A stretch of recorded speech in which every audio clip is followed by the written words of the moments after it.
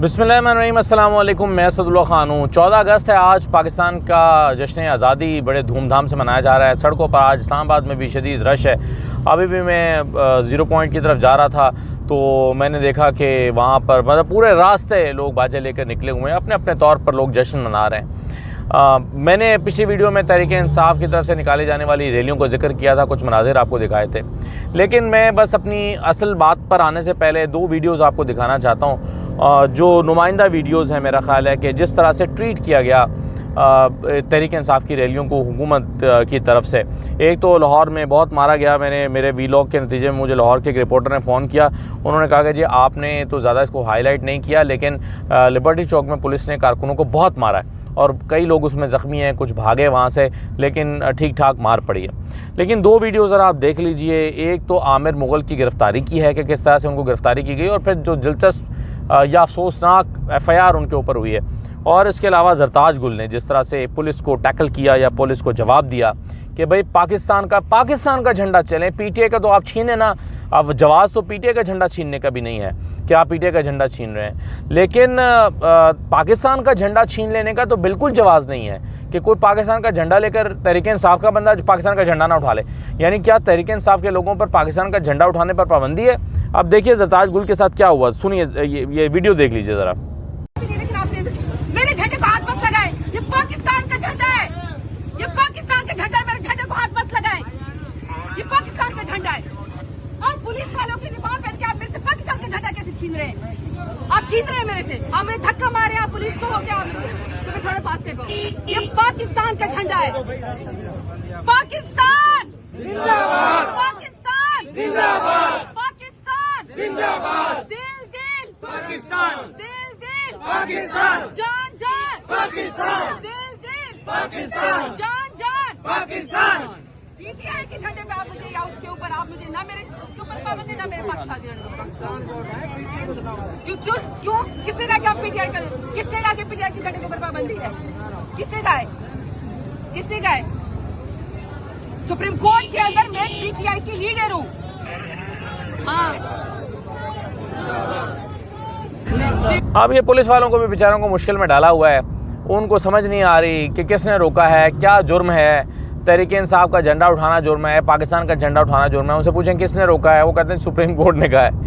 तो आप ये बेचारे पुलिस वालों की हालत भी काबिल रहम है कि उनसे कहा जा रहा है कि जाओ इनसे जाके झंडे छीनो। वो पाकिस्तान का झंडा ही छीनी जा रहे हैं और वो पाकिस्तान जिंदाबाद का नारा लगा रही हैं ज़रताज गुल, लेकिन उनसे झंडा छीना जा रहा है। और पुलिस वालों के पास, बेचारों के पास कोई जवाब नहीं है, कोई जवाब नहीं है, लेकिन नौकरी कर रहे हैं, क्या करें। तो जो इनको भेजने वाले हैं, असल तो उनसे सवाल होना चाहिए कि भाई क्यों भेज रहे हो?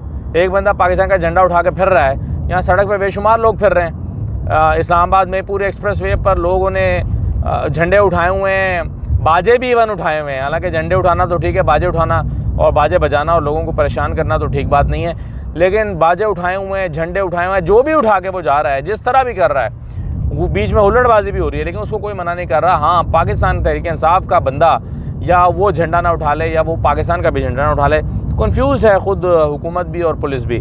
अच्छा, इसी तरह से आमिर मुग़ल की गिरफ़्तारी हुई और गिरफ़्तारी के मनाजिर पहले देख लें, फिर मैं बताता हूँ FIR क्या हुई है।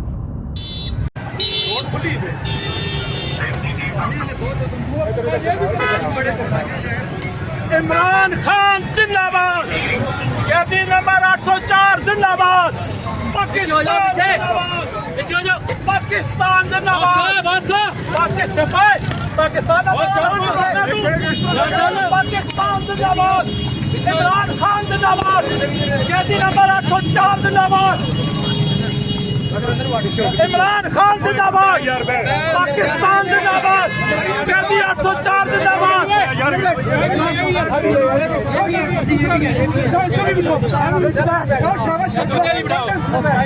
अच्छा, अब आमिर मुग़ल जो हैं वो पाकिस्तान जिंदाबाद का नारा लगा रहे थे, इमरान खान जिंदाबाद का नारा लगा रहे थे। पुलिस वाले कहते हैं बे यार बे, और बे यार बे। ये नहीं, उनका कहने का मतलब था कि यार बस अब हमें परेशान ना करो यार, हमने अब ये करना है तो हमें करने दो यार, क्यों तंग कर रहे हो। आमिर मुग़ल साहब के साथ तो हुआ ये कि सेंटोरो से ये रैली लेके निकले 10:30 बजे, और इन्होंने बड़ा खुफिया रखा अपनी रैली को, सीक्रेट रखा, किसी को बताया नहीं। इवन मीडिया के नुमाइंदे उनको फ़ोन करते रहे, उनको भी ये बता नहीं रहे थे कि रैली कब निकालनी है, कहाँ से निकालनी है, कितने बजे निकालनी है। उनको कहते कि जी मैं आपको 10 मिनट पहले बताऊँगा। खुफिया रखा, कारकुनों को भी 10 मिनट पहले कॉल दी। ये इतनी बड़ी रैली थी इस्लामाबाद की और ये सिर्फ 10 मिनट के अंदर अंदर लोग कारकुनान इनके पहुंचे, जो कि तैयार बैठे थे, लेकिन मकाम उनको फिर ग्रुप में मैसेज किया गया तो पूरे इस्लामाबाद से जो पीटीआई वर्कर्स थे वो यहाँ पर पहुँचे सेंटोरस से, और सेंटोरस से जब डी चौक की तरफ आए तो डी चौक में वहाँ पर ट्रैफिक ब्लॉक थी, पहले से लोग वहाँ पर जमा थे, तो वहाँ पर ट्रैफिक ब्लॉक होने की वजह से उसमें फंस गए। फिर पुलिस पहुँच गई, इनको गिरफ्तार कर लिया गया। इनको गिरफ्तार करके घसीट के कॉलर से पकड़ के ले जाया गया और आमिर मुगल साहब जो हैं उन्होंने उन पर एफआईआर काटी गई है। वो ये है कि इन्होंने पुलिस की वर्दी फाड़ी है। तो हर दफ़ा एक ही एफआईआर होती है कि पुलिस की वर्दी फाड़ दी, और पुलिस की वर्दी इतनी कमज़ोर है कि हर किसी से फट जाती है। खुदा के लिए पुलिस की वर्दी ठीक करा लो। तो ये हुआ है पीटीआई के कारकुनों के साथ, वर्कर्स के साथ, और नारे लगाने वालों के साथ, और झंडा उठाने वालों के साथ। अब आ जाते हैं ज़रा एक और मौजू पर। देखिए, आसिफ जरदारी साहब ने 14 अगस्त के मौके पर नेशनल अवार्ड्स का ऐलान किया है 104 शख्सियात के लिए, जिसमें पाकिस्तानी और फॉरेनर्स शामिल हैं। 104 शख्सियात को नेशनल अवार्ड्स दिए जाएंगे। ये तो आप जानते हैं कि 14 अगस्त को इसका ऐलान होता है और 23 मार्च को ये दिए जाते हैं। अब जिन शख्सियात को ये मिले हैं उनमें से चंद नाम बहुत ही हैरान कुन हैं, दिलचस्प हैं, अफसोसनाक हैं। वो नाम मैं आपके सामने रखता हूँ। देखिए, एक अवार्ड मिला है अनवर मजीद साहब को। ये अनवर मजीद साहब कौन है? ये मशहूर ओमनी ग्रुप वाले हैं अनवर मजीद साहब हैं। अनवर मजीद साहब वो हैं जिनका जो फेक अकाउंट्स केस में आसिफ जरदारी साहब के शरीक मुलजिम हैं। जब सुप्रीम कोर्ट ने जब असखुद नोटिस लेकर फेक अकाउंट्स पर JIT बनाई थी और तहकीकात शुरू हुई थी, तो पता चला था कि फेक अकाउंट्स में जितना भी ट्रांजैक्शन हुई हैं वो ओमनी ग्रुप से हुई हैं, जिसमें ईमान अली के अकाउंट्स में जो पैसे ट्रांसफ़र होते रहे वो भी ओमनी ग्रुप से होते रहे। फिर बिलावल साहब के लिए जो सदक़े के बकरे ज़िबा होते रहे, सालगिरह का केक आया, बिलावल हाउस लाहौर तामीर हुआ, ये सारी ट्रांजैक्शन जो हैं वो अनवर मजीद साहब के अकाउंट से या उनके ग्रुप के अकाउंट से होती रहीं। अनवर मजीद साहब को गिरफ़्तार किया गया, उनके साहबजादे को भी गनी मजीद को गिरफ़्तार किया गया, क्योंकि ये मनी लॉन्ड्रिंग का एक बहुत बड़ा सोर्स था इनका ग्रुप। और फिर हमने देखा कि इस ग्रुप ने जो शुगर मिलों में माल बनाया, जिस तरीके से आसिफ जरदारी साहब की दोस्ती का हक़ अदा किया, तो आज आसिफ जरदारी साहब ने पे बैक किया है और इनको हिलाले इम्तियाज़ से नवाजा है। हालांकि ना भी नवाजा जाता और ये मजाक ना भी बनवाया जाता तो इससे कोई फ़र्क नहीं पड़ता था। अगर ये ना किया जाता तो भी इनके कारोबार में कोई फ़र्क नहीं पड़ता। लेकिन जरदारी साहब चूँकि दोस्तों के दोस्त या कहते हैं कि यारों के यार हैं, तो आसिफ जरदारी साहब ने अपनी यारी निभाई है। उन्होंने अपने उस दोस्त को जिसने हर मौके पर आसिफ जरदारी साहब का साथ दिया, वो पापड़ वाले का नाम हमने इन्हीं अकाउंट्स में सुना था, वो फालूदे वाला जिसके अकाउंट्स में अरबों रुपए की ट्रांजैक्शन होती नहीं, वो जिस तरह से वो मनी ट्रेल जो है वो एक से दूसरे, दूसरे से तीसरे और तीसरे से चौथे बैंक में कंफ्यूज करने के लिए होती रही, ये सारा कुछ इसी अनवर मजीद साहब के ग्रुप से हुआ था, ओमनी ग्रुप से। और आज जरदारी साहब ने उनको नवाजा है। तो ये मजाक बना के रख दिया हिलाल इम्तियाज़ का।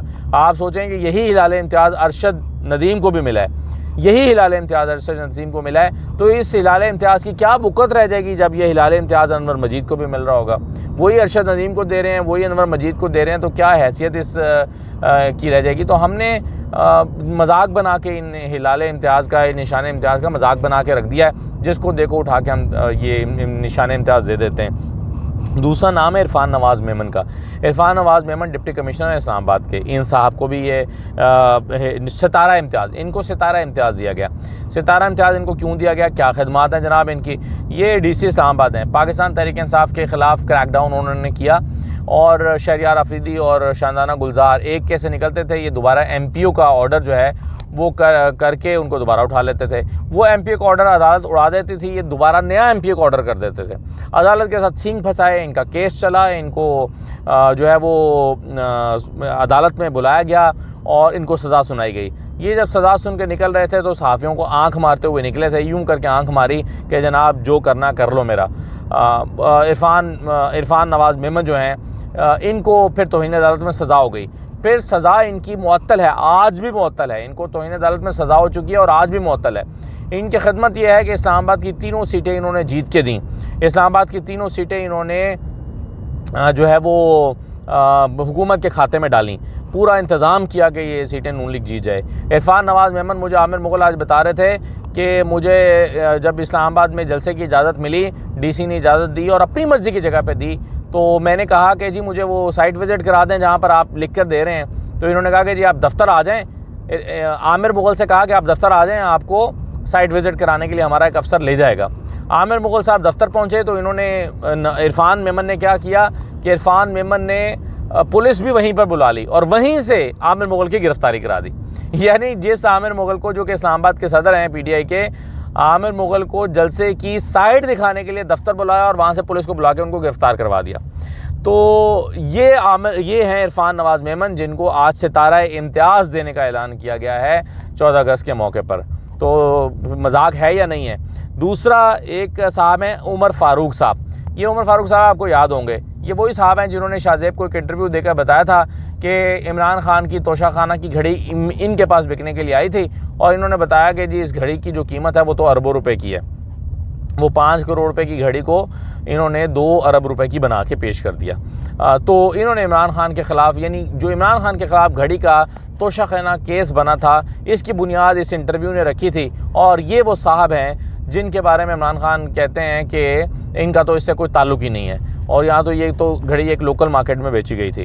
तो ये साहब उमर फ़ारूक, जिन्होंने महज इनके क्रेडिट पर वो घड़ी है जो इन्होंने इनके बकौल ख़रीदी थी और इमरान खान का तोशाखाना रेफरेंस लेकर आए थे, इन साहब को भी हिलाल इम्तियाज़ से नवाजा गया है। इसके अलावा इनका कोई क्रेडिट नहीं है जिसकी वजह से इनको हिलाल इम्तियाज़ दिया जाए और ये एक फ़्रॉड किस्म की शख्सियत हैं और इनको जो है वो ये हिलाल इम्तियाज़ से नवाजा गया है। तो इस किस्म के निशान बांटे गए। तो आप सोचें इन निशानों की क्या हैसियत रह गई है, क्या अहमियत रह गई है। मजाक बना के रख दिया है। जब अनवर मजीद को, ओमनी ग्रुप के मालिक अनवर मजीद को हिलाल इम्तियाज़ मिलेगा तो सोचे ना, फिर तो बेचारा अरशद नदीम कहेगा यार फिर मैनू ना ही दो तो बेहतर है। ये मजाक हुआ है इस कौम के साथ। आखिरी बात यह है कि सिंध जो है माशाल्लाह 19 लाख सैलाब मुतासरीन ऐसे हैं जिनके घर अभी तक नहीं बन सके। 3 साल पहले सैलाब आया था, वो सैलाब मुतासरीन के घर अभी तक नहीं बन सके। हालांकि वो बन जाने चाहिए थे क्योंकि उस पर दुनिया ने वादे किए थे, वर्ल्ड बैंक ने, मुख्तलिफ ममालिक ने अपने तौर पर वादे किए थे और 9 अरब डॉलर प्लेज हुआ था। 9 अरब डॉलर के मंसूबे पाकिस्तान के लिए वादे किए गए थे और कहा गया था कि इसकी फिजिबिलिटी आप बना के दें, आप इसकी फिजिबिलिटी बना के दें, हम आपको इसके लिए रकम देंगे और आप इसमें जो आपका शेयर है वो आप डालें, बाकी हम डालेंगे। मैंने उस वक्त भी कहा था कि जो पाकिस्तान का शेयर 20% या 30% बनता है वो पाकिस्तान भी अदा करेगा तो वो अगले 70% देंगे ना।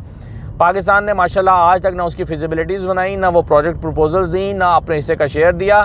तो वो जो 9 अरब डॉलर के प्लेज थे वो हवा हो गए, जिस पर शहबाज शरीफ और उनकी काबीना मरियम औरंगज़ेब ने बड़ा शोर मचाया था कि जी कमाल हो गया, 9 अरब डॉलर हम लेकर आ गए हैं। वो वादे लेकर आए थे, वो आज तक इसलिए वफा नहीं हुए क्योंकि पाकिस्तान ने अपने हिस्से का किरदार अदा नहीं किया। 19 लाख सैलाब मुतासिरीन के घर नहीं बन सके। लेकिन ख़बर यह है कि सिंध में 111 अफसरान के लिए 1800 सीसी की गाड़ियाँ ख़रीदी जा रही हैं। एक गाड़ी कम से कम 1 करोड़ रुपए की होगी। 1800 सीसी की गाड़ी 111 अफसरान के लिए गाड़ियाँ ख़रीदी जा रही हैं। तो आप सोचिए कि अरबों रुपए में ये गाड़ियाँ ख़रीदी जा रही हैं। यानी 101 करोड़ तो हुए ना, कम से कम। अगर 1 करोड़ रुपए की 111 करोड़ तो कम से कम ये हुए तो अरबों में बात चली गई। तो अरबों रुपए की गाड़ियां सिंध के अफसरान के लिए ख़रीदी जा रही हैं। इतने में लाखों लोगों के घर बन जाने थे, क्योंकि सिंध में एक छोटे छोटे घर जो हैं वो 4-5 लाख रुपए में कम से कम कोई मुनासिब सा एक कमरा तैयार हो सकता है कि जो इनका बन सकता था। लेकिन 111 अफसरान को अरबों रुपए से नवाज दिया है। 19 लाख मुतासरीन सैलाब के घर नहीं बना के दे रहा सिंध। लेकिन जब इलेक्शन आएंगे तो कहेंगे देखो वफाक हमारा पैसा खा गया और बड़ा भाई हमारा पैसा खा गया। तो ये सियासत होगी। शहबाज शरीफ साहब ने ऐलान किया है कि चंद दिन में वो मुआशी पैकेज देने जा रहे हैं, मुआशी प्लान देने जा रहे हैं। मुआशी प्लान देने जा रहे हैं एग्रीकल्चर के लिए, रियल एस्टेट के लिए, न जाने क्या क्या वो करेंगे। लेकिन वो कहते हैं कि साथ में बिजली में सस्ती करूँगा। कितनी सस्ती करेंगे? 16 रुपये से उठा के यूनिट को 60 रुपये का लेकर गए हैं। क्या 60 रुपये से उठा के यूनिट वापस 16 रुपये का ला रहे हैं? अगर नहीं ला रहे और 60 रुपये से यूनिट कम करके वो 59 रुपये का या 58 रुपये का कर देंगे तो इससे कोई किसी को फ़ायदा नहीं होने वाला और इससे कोई फ़र्क नहीं पड़ने वाला। तो ये एक और लॉलीपॉप है जो शहबाज शरीफ साहब की तरफ से दिया जा रहा है। लेकिन देखते हैं क्या मुआशी प्लान आता है। इजाज़त दीजिए, अल्लाह हाफ़िज़।